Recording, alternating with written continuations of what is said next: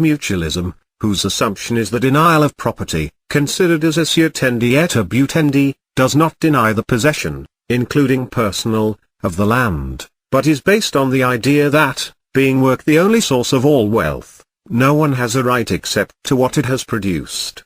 Private property implies theft or illegitimate appropriation and generates despotism and the notion of legitimate state authority.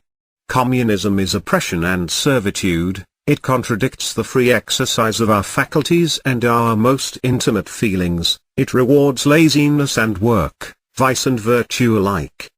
The mutualism solution consists of the following: as Proudhon himself puts it, denies private property, which is the suicide of society, affirms individual possession, which is the condition of social life. The right to occupy the land must be equal for all. Thus, the number of owners varies, but ownership cannot be established. As all human work results from a collective force, all property becomes collective and undivided. Work destroys property. Since the value of a product results from the time and effort it costs, workers have equal wages. Products can only be bought for the sake of products, and since the condition of all change is equivalence, there is no place for profit and profit. Free association, which is limited to maintaining equality in the instruments of production and equivalence in all exchanges, is the only fair way to organize society economically.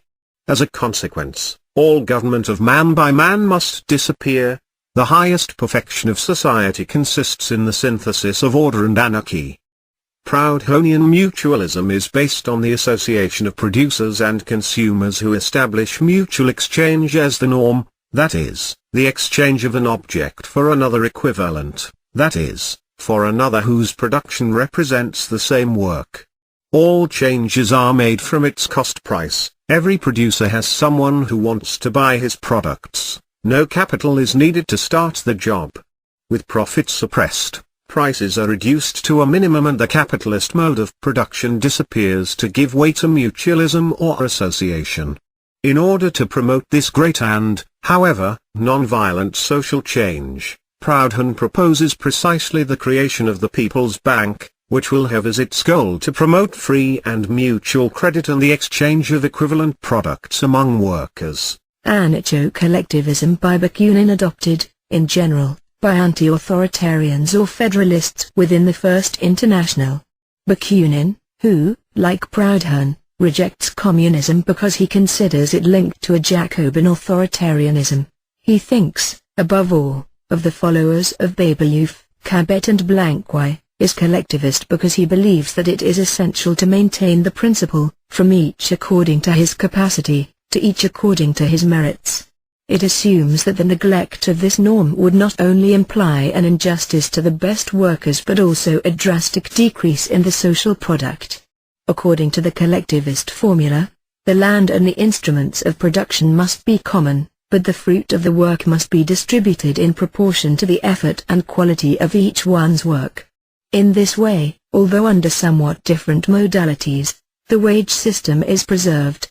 Collectivism, which the Social Democrats later adopted as an immediate goal and which the Bolshevik state claims to have implanted, although it is not difficult to see that there, on the one hand, there is no real correspondence between effort or merit and salary, and on the other there is no true property of the means of production, was soon the object of sharp criticism within the anarchist groups. Libertarian communism or anarcho-communism or anarchic communism, whose main, although not the first, representative was Kropotkin. This was imposed especially from the 80s in France, in Italy since the 70s, in Spain only after the 900.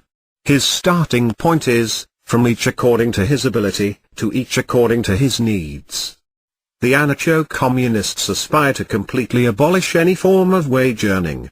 Not only the land and the means of production should be common, according to them, but also the product. The distribution criterion is given by the real needs of each member of society. Refuting the collectivists who consider it essential for justice that each worker receives a part of the product proportional to his own personal effort, the communists respond, through Kropotkin's mouth, any product, any economic good is, in reality, the fruitive cooperation of all workers, both from their own country and abroad, both present and past. How can the part that corresponds to the effort and intelligence of each one be measured and segregated in the great mass of social wealth? Could the greatest effort and the greatest intelligence have created alone and without any help a part, even a tiny part, of that social wealth? On the other hand, when it comes to valuing the work of each according to the social cost of training the worker, as not only Ricardo and Marx, but also the anarcho-collectivists want, the anarcho-communists ask, how to calculate the production costs of the labor force without taking into account that perhaps a good worker costs society more than a craftsman or a professional, given the high number of workers' children killed by anemia and other social diseases. The discussions between collectivists and communists within the field of anarchism dominated the last 2 decades of the last century and even the first of the present. Anarcho-communism has to do with anarchism, not with the communism of Marxism or state.